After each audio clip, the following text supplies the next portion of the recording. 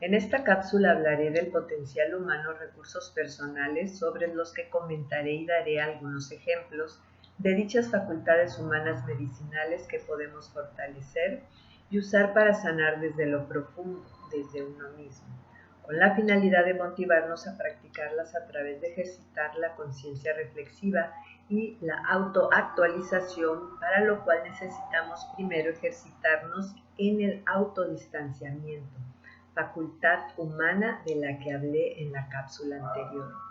Como comentaba en dicha cápsula, es importante comprender los principios de la logoterapia, en tanto a ser un despertador de conciencia, al contribuir con una nueva perspectiva antropológica del hombre en cuanto al ser, cuya meta en la vida se concibe ahora como autoactualización y realización de sus propias potencialidades.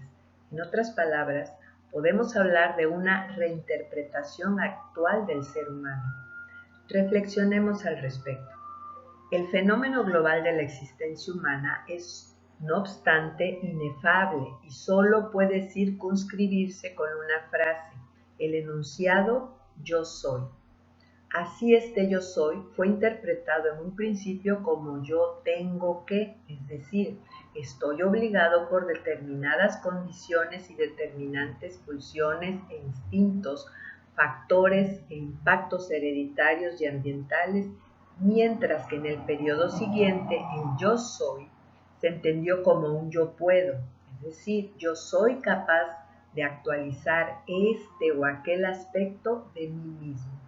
No obstante, la logoterapia propone un tercer elemento, pues concibe que para obtener una visión adecuada de la realidad humana en todas sus dimensiones, debemos ir más allá de las necesidades y de las posibilidades para traer, además de los aspectos tengo que y puedo del fenómeno yo soy, esa dimensión es a la que la logoterapia se refiere como yo debo. Entonces, el yo debo remite al yo soy a realizar en cada caso el sentido concreto que me cuestiona, en cada situación de la vida. En otras palabras, en el momento que aceptamos la entrada del yo debo, completamos el aspecto subjetivo de la existencia humana, el ser con su contrapartida objetiva, que es el sentido. Y solo después de haberlo hecho así se justifica el rasgo actual de poner el acento en la autoactualización. Daré un ejemplo simple y trivial para que reflexionemos sobre el concepto de potencial y su realización a través del sentido. Por ejemplo, yo soy, tengo que, tener canas debido a una predisposición genética, es decir, el tengo que es una condicionante biológica inevitable. Sin embargo, el yo puedo lleva a uno a buscar un tinte para el cabello y evitar las canas. Pero cuando asumo el yo debo, es cuando uno se pregunta por el sentido de teñirse el cabello por el resto de la vida o no teñírselo. Nos lleva a una decisión, a tomar postura ante este hecho, que por trivial que parezca puede darnos un sentido de vida. Para comprender mejor este último aspecto, les recordaré a la abuelita del cine mexicano, doña Sara García, quien siendo muy joven, a lo sumo 30 años, dejó su cabello blanco y representó un ícono de la vejez femenina en el rol de la abuelita, junto a Prudencia Griffith, otra destacada actriz de su época. Por lo tanto, la autoactualización es una realidad propia del hombre y esta es el que no hay nada concebible que pueda condicionar del todo a un hombre, es decir, sin dejarle la más mínima libertad. El hombre nunca está plenamente condicionado en el sentido de estar determinado por hechos o fuerzas. Más bien el hombre se determina a sí mismo. Esta es la firme convicción de Viktor Frankl, creador de la logoterapia, la cual postula tres aspectos fundamentales o facultades humanas: la libertad de la voluntad de sentido y el sentido de la vida. Entonces, Si aceptamos que el hombre se determina a sí mismo, comprendemos que no solo determina su destino, sino también su sí mismo, porque el hombre no solo forma y configura el curso de su vida, sino también su propio yo. Es decir, el hombre no solamente es responsable de lo que hace, sino también de lo que es, en la medida en que no solo se comporta de acuerdo con lo que es, sino que además se convierte en lo que es de acuerdo a cómo se comporta. En definitiva, el hombre llega a ser lo que él ha hecho de sí mismo. Por tanto, en cada momento, la persona humana modela y forja constantemente su propio carácter. Por ello, todo ser humano tiene la oportunidad de cambiar en un momento dado.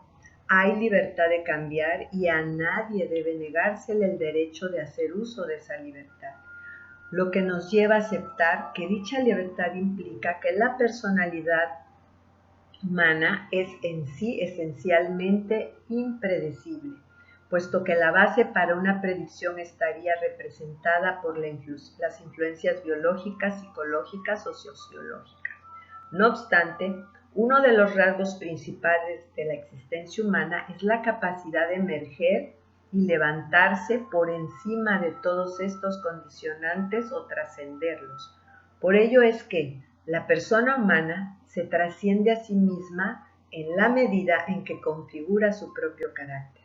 Sin embargo, las fortalezas de las que hoy hablé, como la capacidad innata de toda persona para autodistanciarse, tomar postura, decidir o elegir responsablemente, asumiendo las consecuencias, implica no solamente una autoactualización en su sí mismo, sino en la realización de valores y en la realización de las potencialidades del sentido que han de encontrarse en el mundo más que dentro de uno mismo o dentro del propio psiquismo como sistema cerrado. Por tanto, lo que realmente necesitamos es un tipo de atención adecuada que mantenga a uno consistentemente orientado hacia valores concretos que han de actualizarse, hacia el sentido de la existencia personal que cada uno habrá de realizar. Por tanto, lo que uno necesita no es un estado sin tensión, sino el esfuerzo por algo digno de ser deseado y buscado. Es decir, actualizarnos implica esfuerzo y cierta tensión, pero garantiza y sostiene la salud mental, pues escapar de toda situación de estrés sería incluso convertirse de un modo precipitado en víctima del vacío existencial. Una analogía nos deja esto más claro. Cuando un arquitecto quiere reforzar un arco en mal estado, aumenta el peso que sostiene, de modo que sus elementos se unen entre sí con mayor fuerza. Del mismo modo, si queremos mejorar nuestra salud mental, no debemos temer aumentar el peso de la responsabilidad de llevar a cabo el sentido de la propia existencia. En conclusión, los únicos aspectos transitorios de la vida son las potencialidades.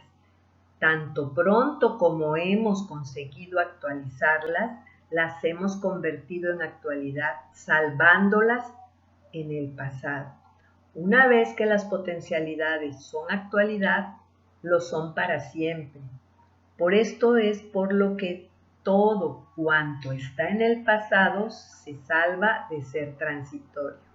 Paradoja existencial de la que hablaré en otra cápsula de sentido. Por último, resumiré el contenido de esta cápsula en la que hablé del significado del potencial humano sobre el que giran las cápsulas de sentido, explicando como dicho potencial que no es un fin en sí mismo, sino un medio para encontrar el sentido en cada situación a la que nos enfrentemos, actualizándonos mediante el uso de los recursos espirituales o noéticos que todos tenemos y que podemos y debemos utilizar.